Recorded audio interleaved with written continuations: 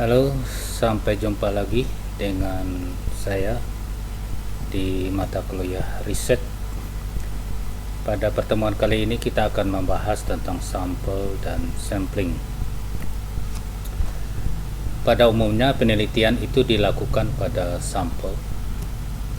Jadi peran sampel dalam penelitian sangat besar pengaruhnya dan menentukan sekali keberhasilan dalam sebuah penelitian.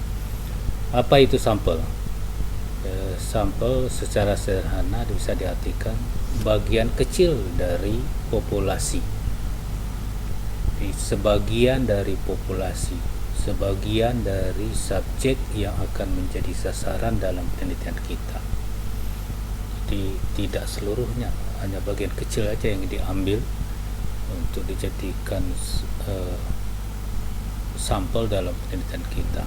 Jadi tidak seluruh anggota populasi itu dijadikan sumber data dalam penelitian kita.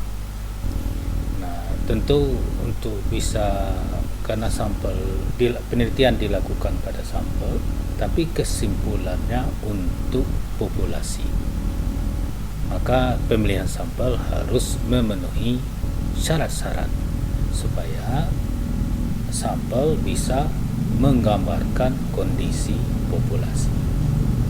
Nah, syarat yang pertama representatif. Representatif itu maknanya keterwakilan. Jadi sampel yang kita ambil memang bisa menggambarkan, mewakili kondisi populasi. Contohnya kita meneliti tentang ibu hamil. Tentu sampel yang kita ambil adalah ibu yang hamil, ibu yang sudah positif dinyatakan hamil. Maka dia bisa menggambar kondisi populasi para ibu hamil. Jadi wanita yang belum dinyatakan hamil tidak akan menggambarkan kondisi populasi atau tidak mewakili gambaran kondisi populasi. Yang kedua, cukup banyak. Nah, cukup banyak berarti jumlah besar sampelnya. Besar sampel, berapa besar sampel, itu ada punya ukuran atau rumusan tersendiri. Itu akan kita bahas pada pertemuan yang lain. Tapi pada prinsipnya cukup banyak atau cukup besar, itu logika yang sebenarnya. Jadi semakin besar sampel tentu semakin baik, makin bisa menggambarkan kondisi populasi. Dan makin kecil sampel tentu akan semakin sulit dia untuk menggambarkan atau mewakili kondisi populasi. Logikanya gini, ada beras dalam satu gudang. Kita tidak mungkin memeriksa seluruh beras di gudang. Tentu untuk memeriksa bagaimana kondisi beras di gudang, tentu diambil sampel.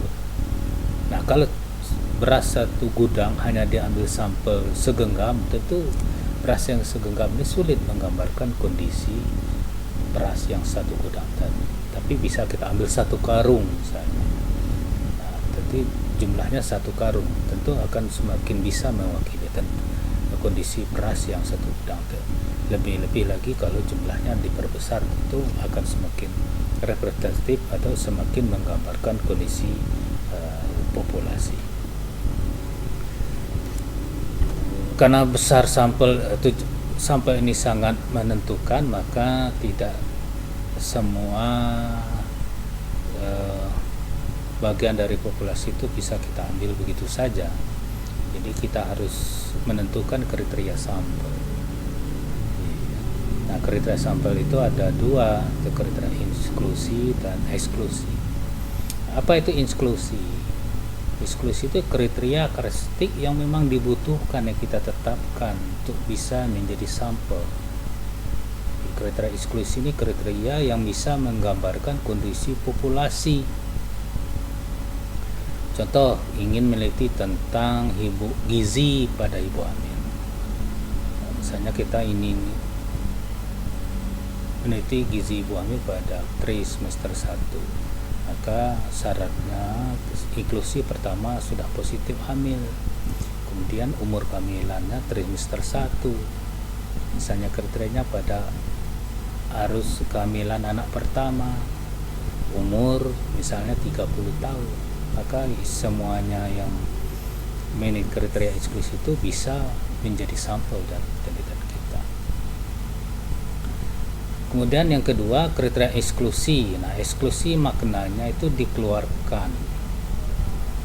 Jadi, kalau dikeluarkan artinya apa? Dikeluarkan berarti orang yang sudah masuk baru dikeluarkan. Kalau dia masih di luar, itu bukan dikeluarkan namanya, memang berada di luar. Artinya apa? Kriteria eksklusi adalah sampel yang telah memenuhi kriteria inklusi berhak untuk ikut atau menjadi sampel penelitian, tapi ada faktor-faktor tertentu yang menyebabkan dia itu dikeluarkan. Kenapa dikeluarkan? Bisa karena menghambat, bisa karena mengganggu hasil. Contoh tadi pada ibu hamil, dia sudah memenuhi kriteria eksklusi, trimester 1, usia kehamilannya anak pertama, umur 30 tahun, tapi dia sulit dalam berkomunikasi. Padahal instrumen yang kita pakai adalah wawancara. Nah, tentu akan mengganggu atau menghambat penelitian kita. Tentu ibu hamil yang memenuhi kriteria eksklusi tadi tapi sulit dalam berkomunikasi, kita eksklusikan dari sampel kita. Nah, itu maknanya kriteria eksklusi. Oke, selanjutnya ada besar sampel. Nah, besar sampel ini ada rumusan-rumusan tertentu berdasarkan pendapat para ahli untuk menentukan berapa besar sampel yang kita ambil dalam sebuah penelitian. Itu akan kita bahas pada pertemuan selanjutnya. Tapi pada prinsipnya kita harus pada kesempatan ini kita memahami asumsi besar sampel itu. Jadi besar sampel itu mengandung asumsi bahwa semakin kecil sampel yang kita pilih, maka makin rendah pula kemampuan untuk membuat generalisasi.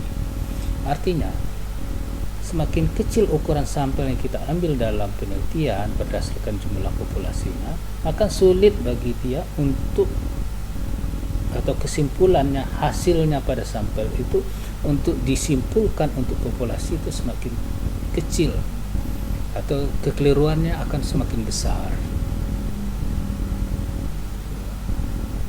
Begitu pula sebaliknya, semakin besar sampel tentu semakin mudah, semakin ketepatannya untuk kesimpulannya dipakai untuk populasi itu semakin besar. Kalau begitu logikanya besar sampel itu semakin besar semakin baik ya. Semakin mendekati jumlah populasi semakin baik.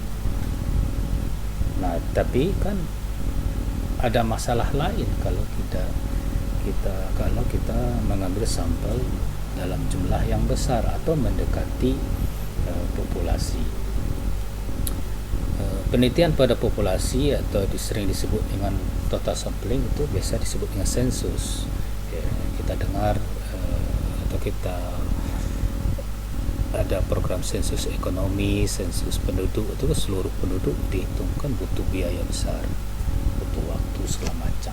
Itu memang hasilnya sangat tepat. Nah, beda dengan penelitian-penelitian lain. Kenapa penelitian-penelitian lain selain sensus itu dilakukan pada sampel? Nah, pertimbangannya itu tadi, pertimbangan waktu, pertimbangan biaya, pertimbangan tenaga, pertimbangan ruang dan waktu, sehingga penelitian itu dilakukan pada sampel. Ya, itulah makna sampel dan sampling pada pertemuan kita hari ini. Mudah-mudahan bisa dipahami dan saya ucapkan terima kasih.